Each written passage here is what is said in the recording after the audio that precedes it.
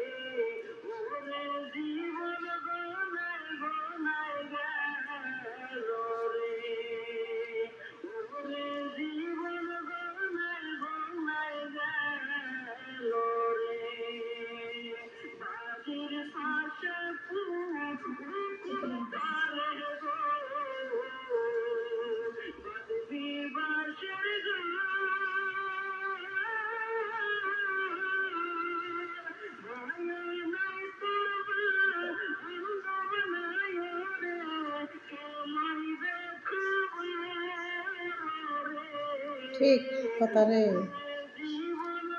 মরে গেলে কেউ খাবার মানুষ থাকবে না, কেউ হুনার মানুষ নাই, কবরের মানুষ নাই, হুনার মানুষ নাই। কবরের ভিতরে গেলে যে কবর কি হয়েছে না হয়েছে দেখে যাইয়া সেই মানুষটা নাই। পূজার মানুষ আছে কারা? একমাত্র হলে আছে, একমাত্র আছে মহান আল্লাহ।